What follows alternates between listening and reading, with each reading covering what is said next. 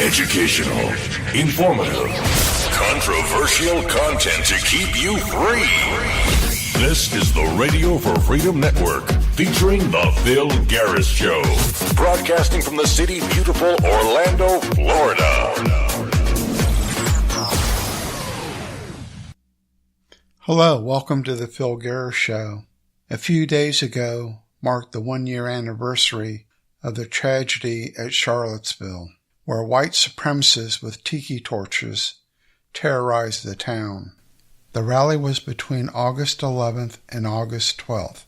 After 1 year, I was hoping that we would hear some apologies from some organizations that may have had a complicit hand in this. And one of them is, actually, two of them that I think were complicit in this, is the Libertarian Party of Florida and the Libertarian Party of Orange County. The previous chair for the Libertarian Party of Orange County is Augustus Sol Invictus, who, according to Law.com, was one of the main organizers for this rally that ended in the deaths of 3 people, countless others that were injured. Augustus Sol Invictus has been alleged that he was supported by some people in the Libertarian Party. The white supremacists, including Augustus Invictus, were demonstrating the removal of a Confederate statue. It was a statue of Robert E. Lee in Emancipation Park, which led to the violence and the death of an innocent woman, and some say the death of 2 state troopers who were in a helicopter monitoring the activities of the white supremacists. We must remember that Augustus Sol Invictus was a previous chair of the Libertarian Party of Orange County, and allegedly one officer in the Orange County Libertarian Party gave Augustus Invictus a Facebook thumbs up on the way to Charlottesville.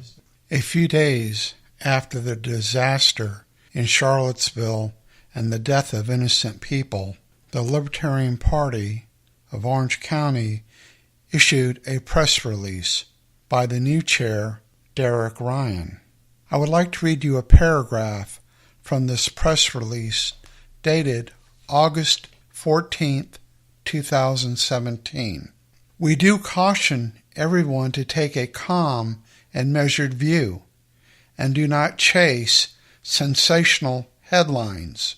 Both the Unite the Right protesters and the left-wing counter-protesters were clearly prepared and willing to commit violence against each other, abetted by the city of Charlottesville's poor planning and inadequate response for security of the event. We believe it is hypocritical to condone one group of violent authoritarians while ignoring or even praising another. Violent authoritarian ideologies should have no place in America of the left or the right, and they certainly have no place in the Libertarian Party of Orange County, unquote, by Derek Ryan. Wow, that's a pretty outrageous statement, considering you failed to mention one of the organizers was a previous chair of the Libertarian Party of Orange County, Augustus Sol Invictus, who you know, and also one group was white supremacists armed with tiki torches. In fact, there's a photograph of Mr. Invictus with a tiki torch in the march himself, with protesters yelling, "We will not be replaced." The white supremacists were displaying swastikas, Nazi flags, and Confederate flags, and they were there to protect that racist monument. You failed to mention that this group allegedly is responsible for the death of Heather Heyer. I didn't see the leftist group kill any white supremacists. And also you failed to mention that the previous chair, Augustus Invictus, is a defendant in a lawsuit resulting from this disaster in Charlottesville. And Mr. Ryan, How dare you say the city abetted this disaster? I didn't see the city or any city employees or any city management running around with tiki torches in their hands, assaulting and beating up people. The Libertarian Party of Orange County should be ashamed of itself for issuing this outrageous press release. This only makes you look bad.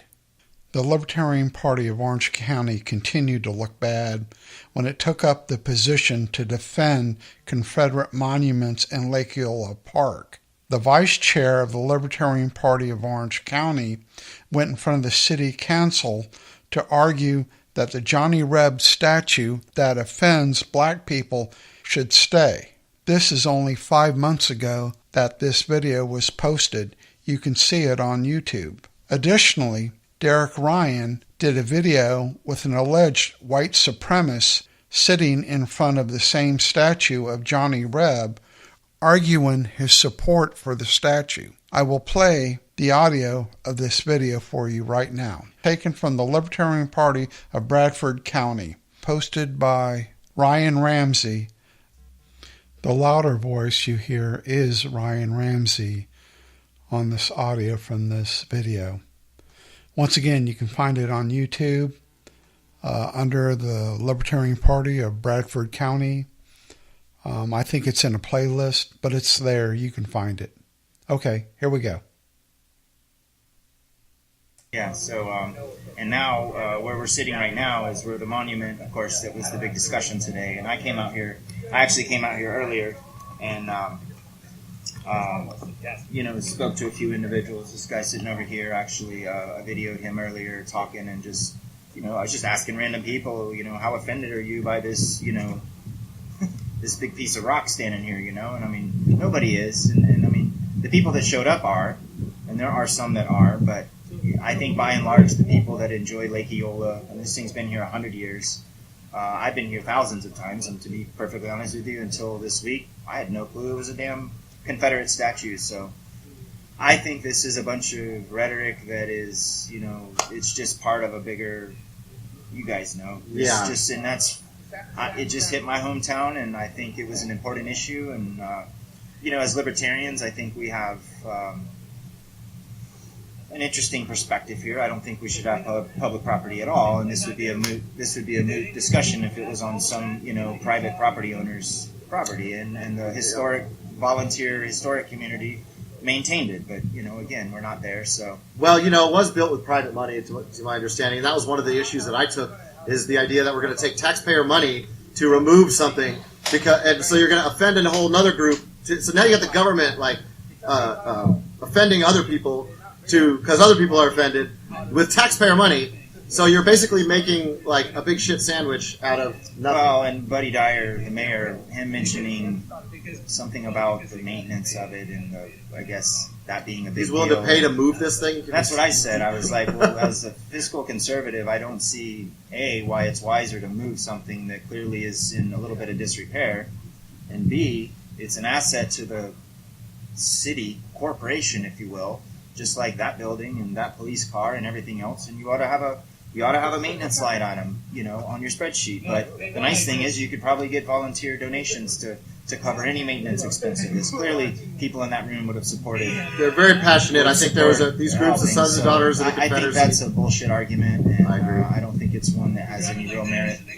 I think the bottom line is there's a real loud group of people that want it moved, and I'll be honest with you, knowing Orlando and the direction the city's headed, it won't surprise me if it gets moved. So I think next time I'm going to bring a doll, and I'm going to say, show me on the doll where the monument where your butt hurt. Yeah. Well, I am illegally parked. Yep. Both chairs are hoping that it's going to stay in Lake Eola Park in Orlando, Florida.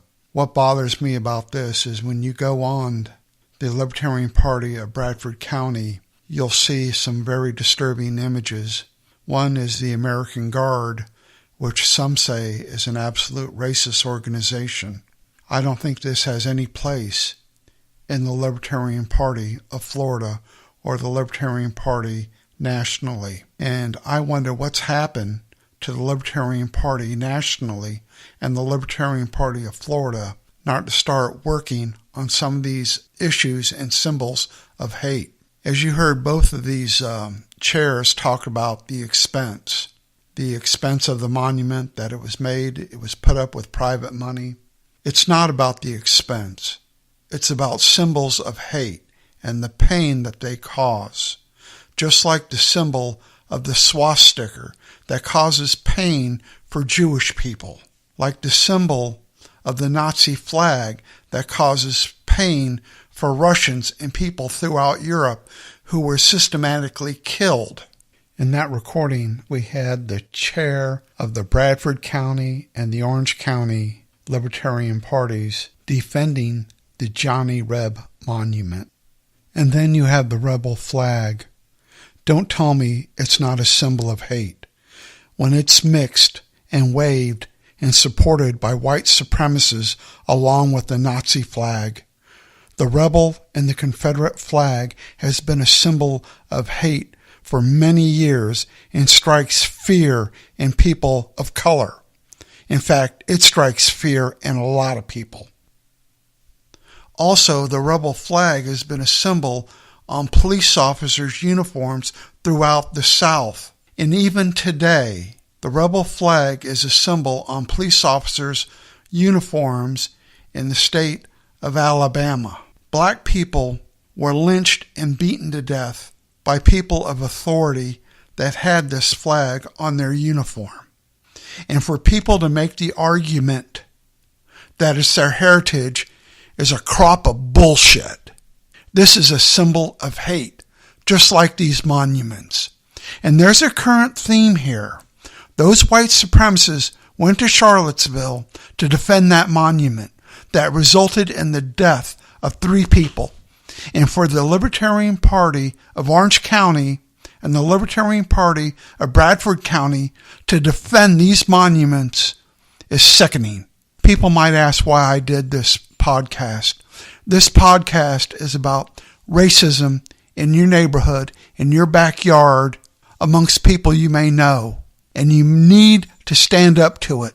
You need to point it out. You need to call these people out. And you need to say, this is wrong. If you look at the news coverage of what happened in Charlottesville just at the 1-year anniversary, you'll see that a lot of the white supremacists were covering their faces with the American flag because they're ashamed. They know what's going to happen to them. They know that people are going to see this and they're going to react. But I got news for the white supremacists that were covering their face just a few days ago in Charlottesville. You know, you can take a bed sheet and you can put a bed sheet around you and you can put a little white pointy hat on and that'll really say who the hell you are. You're a fucking racist. Thanks for listening to the Phil Garrett Show and have a good day.